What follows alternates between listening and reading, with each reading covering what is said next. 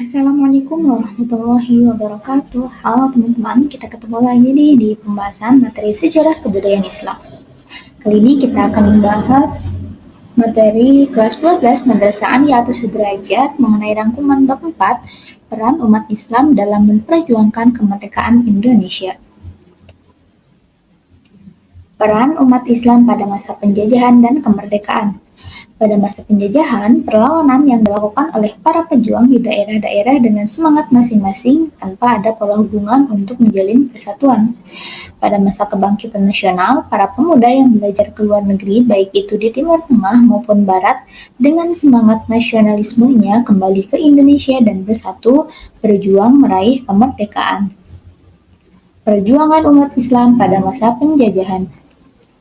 Yang pertama, Pangeran Diponegoro, wafat pada tahun 1855 Masehi. Lahir pada tanggal 11 November 1785 di Yogyakarta dengan nama Mustahar.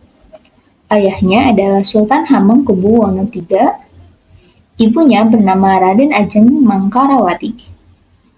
Adapun pada masa ini, Perang Diponegoro berawal ketika pihak Belanda memasang patok di tanah milik Diponegoro di desa Tegalrejo. Diponegoro menyatakan bahwa perlawanannya melawan pihak Belanda adalah perang sabil, yakni perlawanan menghadapi kaum kafir. Yang kedua, Teku Umar, dilahirkan di Melabuh, Aceh Barat pada tahun 1854. Ketika Perang Aceh meletus pada 1873, Teku Umar ikut serta berjuang saat itu. Ia berusia 19 tahun. Pada tanggal 10 Februari 1899 Masehi di Kede Lok Bubon, Teku Umar bersama pasukannya mengatur rencana penyerangan terhadap Belanda yang berada di Tangsi Melabuh. Yang kedua, perjuangan umat Islam pada masa kebangkitan nasional. Tokoh pertama adalah Hos Cokroaminoto atau Haji Umar Said Cokroaminoto, wafat pada tahun 1934 Masehi. Lahir di Ponorogo, Jawa Timur, 6 Agustus 1882 dan meninggal di Yogyakarta 17 Desember 1934 pada umur 52 tahun. Pada bulan Mei 1912, Cokroaminoto bergabung dengan organisasi Sarekat Islam. Pada tahun 1929, SI diusung sebagai Partai Sarekat Islam Indonesia hingga menjadi peserta pemilu pertama pada 1955. Hos Cokroaminoto merupakan salah satu pahlawan pergerakan nasional. Adapun kata-kata mutiaranya adalah setinggi-tinggi ilmu, sebenar-benar tauhid, sepintar-pintar siasat. Tokoh kedua adalah Kiai Haji Ahmad Dahlan atau Muhammad Darwishi, wafat pada tahun 1923 Masehi. Lahir di Yogyakarta 1 Agustus 1868 dan meninggal di Yogyakarta 23 Februari 1923 pada umur 54 tahun.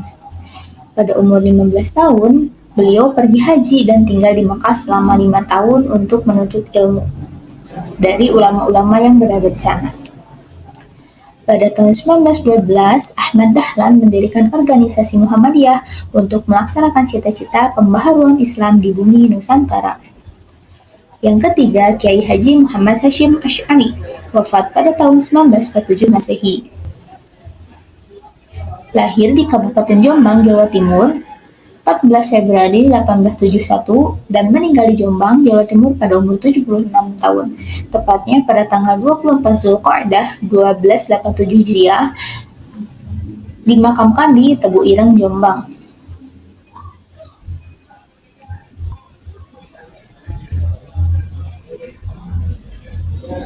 Sejak usia 15 tahun, ia berkelana menimba ilmu di berbagai pesantren. Pada tahun 1899, sepulangnya dari Makkah, Kiai Haji Hashim Asy'ari mendirikan pesantren Tebu Ireng. Pada tahun 1926, Kiai Haji Hashim Asy'ari menjadi salah satu pemrakarsa berdirinya Nahdlatul Ulama atau organisasi NU yang berarti kebangkitan ulama.